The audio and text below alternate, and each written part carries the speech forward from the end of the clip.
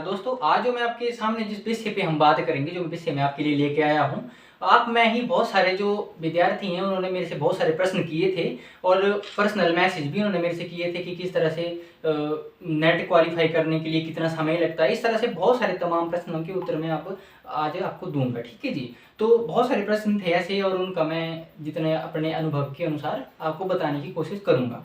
तो सबसे पहला प्रश्न था मेरे सामने कि कितना समय लगता है नेट क्लियर करने में, ठीक है जी। नेट की जो परीक्षा होती है उसको क्लियर करने में कितना समय लगता है, तो इसका जवाब मैं अगर अपने अनुभव के आधार पे दूं तो सबसे पहले एक बात होती है कि आप इस चीज़ को सोचते कब है, ठीक है जी। आपने सोच लिया, अगर बीए में आपने सोच लिया है, ठीक है जी, कि हमें नेट करना है, तो मान लेते हैं कि आपने बीए थर्ड ईयर में सोच लिया, ठीक है जी। और उसके बाद आपने धीरे धीरे करके तैयारी करनी शुरू कर देते हैं, ठीक है जी। एकदम से बर्डन नहीं डालना चाहिए, धीरे धीरे चीज़ें आती हैं और धीरे धीरे हमने शुरुआत कर दी। जैसे मैंने आपको पिछली वीडियो में बताया था, जो वीडियो है कि किस तरह से कौन सी बुक से पढ़नी चाहिए, तो आप उस वीडियो को देख सकते हैं कि कौन सी बुक से पढ़नी चाहिए और शुरुआत कैसे करनी चाहिए, ठीक है जी। तो अगर आप बीए थर्ड ईयर से स्टार्टिंग कर देते हैं, ठीक है जी, शुरुआत कर देते हैं, तो मैं कहूँगा कि जब आप एमए में आ जाते हैं, ठीक है जी, एमए जब आप करने लग पड़ते हैं तो एमए थर्ड सेमेस्टर तक मैं ये बोलूँगा कि तीसरे सेमेस्टर तक आसानी से और पहले ही प्रयास में आप नेट क्लियर कर सकते हैं। तो इसका मतलब ये देख के हम चल सकते हैं कि 1 से 2 साल के बीच का समय लग जाता है नेट क्लियर करने के लिए, ठीक है जी।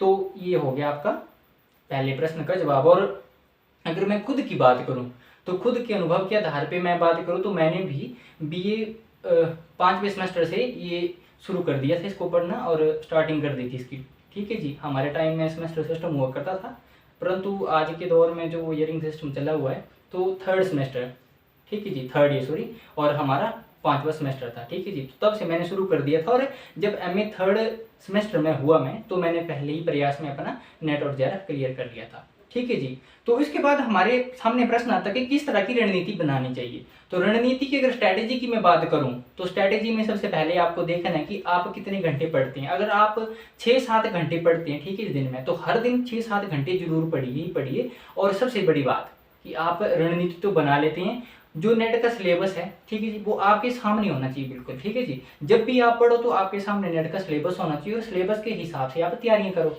ठीक है जी।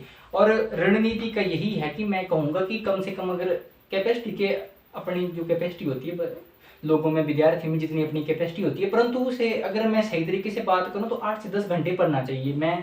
जब मैं तैयारी करता था तो मैं 8 से 10 घंटे पढ़ता था, ठीक है जी। तो 8 से 10 घंटे पढ़ना ही चाहिए दिन में। तो रणनीति इस तरह की होनी चाहिए और वो आप पे भी डिपेंड करता है कि आप कितना करीब समझ सकते हैं, कितना आपको समझ आ जाता है, तो उतनी घंटे आप पढ़िए। इस तरह से रणनीति बनानी चाहिए। और तैयारियों की अगर मैं बात करूँ, ठीक है जी, अगर आप बीए में भी कर रहे हैं बीए, तो आप लास्ट ईयर से इसकी तैयारी करनी शुरू कर दीजिए, ठीक है जी। बीए लास्ट ईयर से तैयारी करनी शुरू कर दीजिए और एमए में जब आप आएंगे तो थर्ड सेमेस्टर तक आपका क्लियर हो जाएगा बहुत आसानी से, ठीक है जी। तो ये थे आपके कुछ प्रश्न और इस तरह से अगर आपके भी कोई प्रश्न हो तो आप मुझे कमेंट बॉक्स में बता सकते हैं। और जिनके पास सोशल मीडिया साइट्स पे भी लोग मुझे फॉलो करते हैं तो उन पे भी आप मैसेज कर सकते हैं मुझे, और मैं आपको वीडियो के माध्यम से या मैसेज के माध्यम से बताने की कोशिश करूँगा, ठीक है जी। तब तक के लिए धन्यवाद।